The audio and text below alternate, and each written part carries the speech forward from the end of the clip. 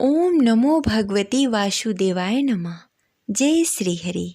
प्रिय श्रोताओं, आप सभी को माघ पूर्णिमा की हार्दिक शुभकामनाएं। आज माघ पूर्णिमा है और माघ पूर्णिमा के शुभ अवसर पर भगवान विष्णु और माता लक्ष्मी के श्री चरणों में नमन करते हुए चलिए सुनते हैं माघ पूर्णिमा व्रत कथा। तो प्रेम से बोले लक्ष्मी नारायण की जय। जय श्री हरि। प्रिय श्रोताओं, माघ मास बेहद ही खास है। यह महीना भगवान विष्णु को समर्पित है। इस महीने में स्नान, दान, पूजा पाठ करने का विशेष महत्व होता है। खास तौर से माघ पूर्णिमा के दिन प्रयागराज में स्नान करके दान पुण्य करने का अक्षय फल प्राप्त होता है।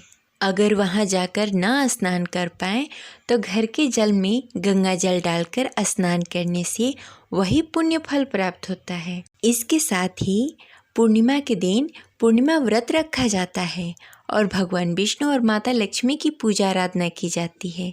इसके साथ ही व्रत कथा का पाठ किया जाता है।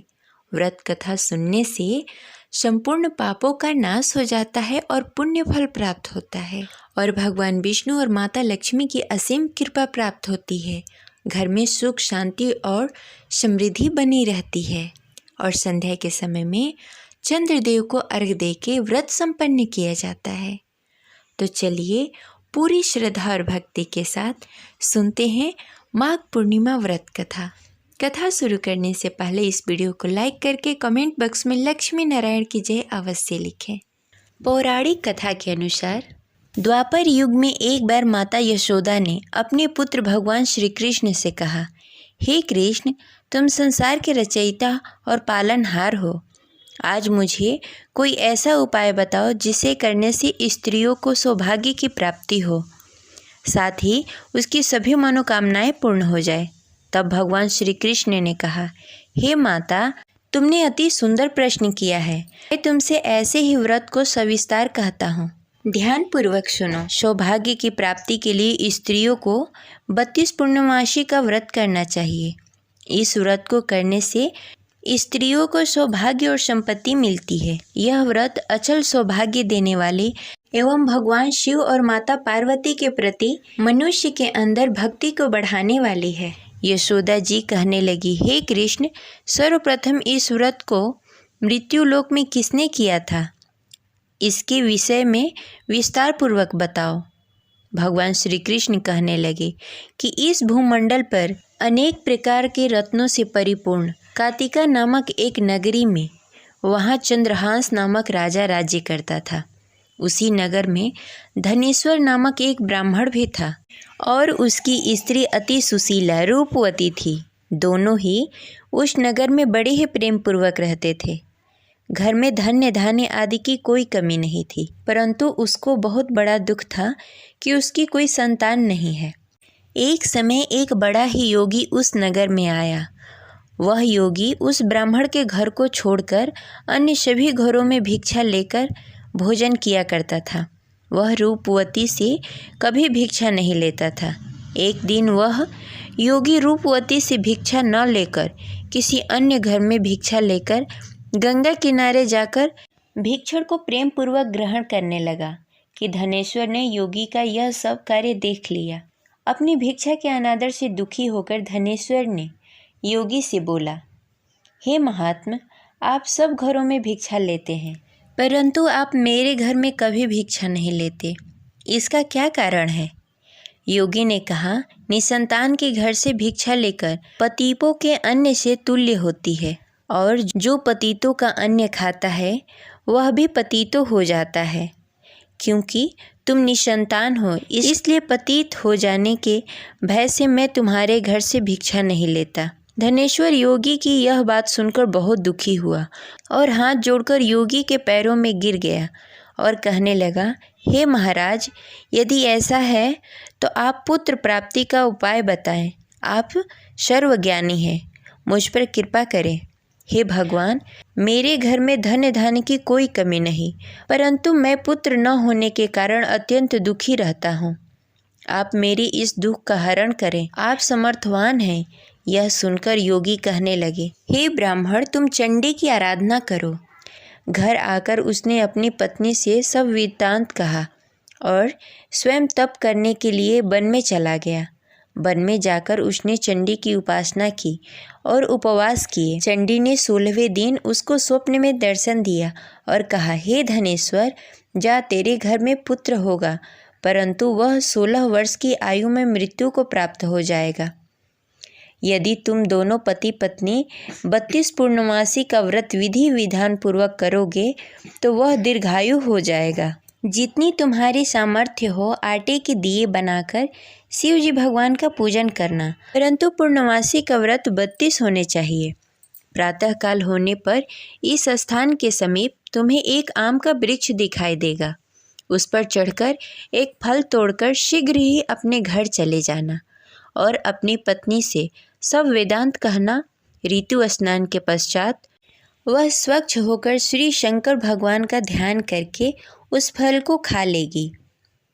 भगवान शिव की कृपा से उसे गर्भ हो जाएगा। जब वो ब्राह्मण प्रातः काल उठा, उस स्थान पर एक वृक्ष उगा हुआ था जिस पर एक अत्यंत सुंदर आम का फल लगा हुआ था। उस ब्राह्मण ने उस आम के वृक्ष पर चढ़कर फल को तोड़ने का प्रयत्न किया, परंतु वृक्ष पर कई बार प्रयत्न करने पर भी वह चढ़ नहीं पाया। तब वह ब्राह्मण को बहुत चिंता हुई। तब विघ्न विनाशक श्री गणेश भगवान की वंदना करने लगा। हे दयानिधि, अपने भक्तों को विघ्नों का नाश करके उसके मंगल कार्य को करने वाले, दुखों का नाश करने वाले, रिद्धि सिद्धि प्रदान करने वाले, आप मुझ पर कृपा करके इतना बल दें कि मैं अपने मनोरथ को पूरा कर सकूं। इस प्रकार गणेश जी की प्रार्थना करने पर उसकी कृपा से धनेश्वर वृक्ष पर चढ़ गया और उसने सुंदर आम का फल तोड़ लिया। और धनेश्वर ने सोचा, जो वरदान से फल मिला था वो यही है और कोई फल दिखाई नहीं दे रहा। उस धनेश्वर ब्राह्मण ने जल्दी से घर जाकर अपनी पत्नी को वह फल दे दिया और उसकी पत्नी ने अपने पति के कहे अनुसार उस फल को खा लिया और गर्भवती हो गई। देवी जी की असीम कृपा से उसे एक अत्यंत सुंदर पुत्र प्राप्त हुआ, जिसका नाम उन्होंने देवीदास रखा। माता पिता के हर्ष और शोक के साथ वह बालक शुक्ल पक्ष की चंद्रमा की भांति अपने पिता के घर में बड़ा होने लगा। वह बालक अति सुंदर, विद्वान और बहुत ही पढ़ने में निपुण हो गया। दुर्गा जी के आज्ञानुसार उसको 32 पूर्णमासी का व्रत रखना आरंभ कर दिया, जिससे उसका पुत्र बड़ी आयु वाला हो जाए। 16वां साल लगते ही देवीदास के माता पिता को बड़ी ही चिंता हो गई कि उसके पुत्र की इस वर्ष मृत्यु न हो जाए। इसलिए उन्होंने अपने मन में विचार किया कि यदि यह दुर्घटना उसके सामने हो गई तो वो कैसे सहन कर पाएंगे। इसलिए उन्होंने देवीदास के मामा को बुलाया और कहा, हमारी एक बहुत बड़ी इच्छा है कि देवीदास 1 साल के लिए काशी में जाकर विद्या अध्ययन करे और उसको अकेला भी नहीं छोड़ना चाहिए, इसलिए साथ में तुम चले जाओ और 1 वर्ष के पश्चात उसको वापस लेकर आना। सब प्रबंध करने के पश्चात उसके माता पिता ने काशी जाने के लिए देवीदास को एक घोड़े पर बैठाकर उसके मामा के साथ भेज दिया, परंतु यह बात उसके मामा या किसी और को नहीं बताई। धनेश्वर तथा उसकी पत्नी ने अपने पुत्र के मंगल कामना तथा दीर्घायु के लिए भगवती दुर्गा की आराधना करना शुरू कर दिया। पूर्णमासी का व्रत करना आरंभ कर दिया। इस प्रकार बराबर 32 पूर्णमासी व्रत किया। उन्होंने पूरी श्रद्धा और भक्ति के साथ पूरा व्रत कर लिया। कुछ समय पश्चात एक दिन वह मामा और भांजा रात बिताने के लिए किसी गांव में ठहरे हुए थे। उस दिन उस नगर में ब्राह्मण के अत्यंत सुंदर, सुशील और रूपवती कन्या का विवाह होने वाला था। जिस धर्मशाला के अंदर वर और उसके बाराती ठहरे हुए थे, उसी धर्मशाला के अंदर देवीदास और उसके मामा भी ठहरे हुए थे। उधर कन्या को तेल आदि चढ़ने के बाद जब लग्न का समय आया तो वर की तबीयत खराब हो गई। वर के पिता ने अपने परिवार वालों से विचार विमर्श करके कहा कि देवीदास मेरे पुत्र जैसा ही है, मैं उसके साथ लग्न करा दूं और बाद में बाकी सारे काम मेरे बेटे के साथ पूरे हो जाएंगे। ऐसा करने के बाद वर के पिता ने देवीदास को मांगने के लिए उसके मामा के पास गए और उन्हें सारी बात बताई। मामा ने कहा कि कन्यादान में जो कुछ भी मिलेगा वो हमें दे दिया जाए। वर के पिता ने बात स्वीकार कर ली। इसके बाद देवीदास का विवाह कन्या के साथ संपन्न हो गया। इसके बाद वह अपने पत्नी के साथ भोजन न कर सका और मन में विचार करने लगा, न जाने यह किसकी पत्नी होगी। यह सोचकर उसकी आंखों से आंसू आ गए। तब वधू ने पूछा कि क्या बात है, आप उदास क्यों हैं? तब उसने सारी बातें पत्नी को बता दी। तब कन्या कहने लगी कि यह ब्रह्म विधान के विपरीत है। आप मेरे पति हैं, मैं आपकी पत्नी रहूंगी, किसी अन्य की कभी नहीं हो सकती। तब देवीदास ने कहा, ऐसा मत करिए, क्योंकि मेरी आयु कम है, मेरे बाद आपका क्या होगा। लेकिन उसकी पत्नी नहीं मानी और बोली, स्वामी आप भोजन करिए।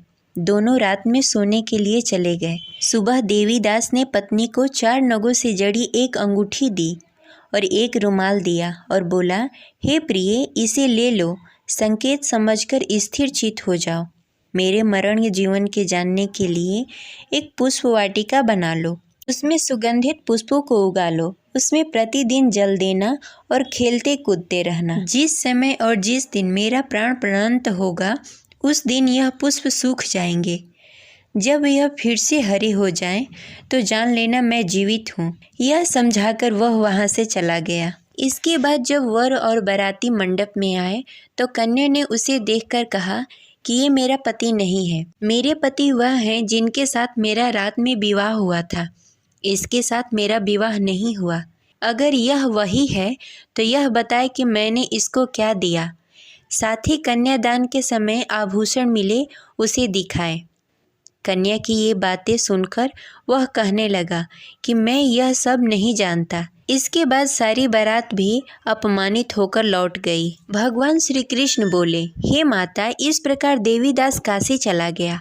कुछ समय जब बीत गए तो एक सर्प उसको डसने के लिए वहां आया, लेकिन वह उसको काट नहीं पाया, क्योंकि उसकी माता ने पहले ही 32 पूर्णमासी का व्रत कर लिए थे। इसके बाद खुद काल वहां पहुंचा। भगवान की कृपा से तभी वहां माता पार्वती और भगवान गणेश आ गए। देवीदास की मूर्छित दशा को देखकर माता पार्वती ने भगवान शिव से प्रार्थना की कि हे महाराज, इस बालक की माता ने पहले ही 32 पूर्णमासी का व्रत कर लिया है, आप इसको प्राण दान दें। भगवान शिव ने माता पार्वती के कहे अनुसार उसको प्राण दान दे दिया। उधर उसकी पत्नी उसके काल की प्रतीक्षा कर रही थी। उसकी पत्नी ने जाकर देखा कि पुष्प और पत्र दोनों ही नहीं हैं, तो उसको बहुत ही आश्चर्य हुआ और जब उसने देखा कि पुष्प वाटिका फिर से हरी भरी हो गई तो वह समझ गई कि उसका पति जिंदा हो गया है। इसके बाद वह बहुत ही प्रसन्न होकर अपने पिता से कहने लगी कि मेरे पति जीवित हैं, उनको ढूंढिए। जब 16वां वर्ष व्यतीत हो गया तब देवीदास अपने मामा के साथ काशी से चल दिया। इधर उसके पत्नी के परिवार वाले उसे ढूंढने के लिए जा रहे थे कि उन्होंने देखा कि देवीदास और उसका मामा उधर ही आ रहे थे। उसको देखकर उसके ससुराल वाले बहुत ही प्रसन्न हुए और उसे घर लेकर आए। वहाँ सारा नगर इकट्ठा हो गया और कन्या ने भी उसे पहचान लिया। देवीदास ने इसके बाद अपनी पत्नी और मामा को लेकर वहाँ से चल दिया। उसके ससुराल वालों ने भी उसे बहुत सारा धन और दहेज देकर विदा किया। जब वह घर के लिए चल रहा था तो उसके माता पिता को लोगों ने खबर दे दी कि तुम्हारा पुत्र देवीदास और उसकी पत्नी और उसके मामा आ रहे हैं।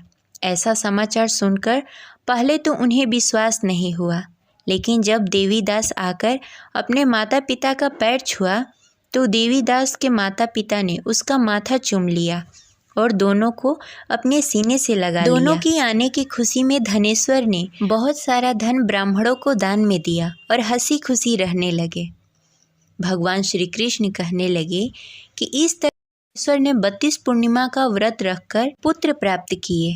जो भी स्त्री इस व्रत को करती है वह जन्म जन्मांतर तक वैध का दुख नहीं भोगती और सदैव सौभाग्यवती रहती है। यह मेरा वचन है। यह व्रत संतान देने वाला और सभी मनोकामनाएं पूर्ण करने वाला है। इस प्रकार यह कथा संपन्न हुई। तो प्रेम से बोले लक्ष्मी नारायण की जय। आशा करते हैं आपको कथा अच्छी लगी होगी। तो इस वीडियो को लाइक करें और ज़्यादा से ज़्यादा लोगों को शेयर करें। मिलते हैं अगले वीडियो में। तब तक के लिए हरे कृष्णा, राधे राधे।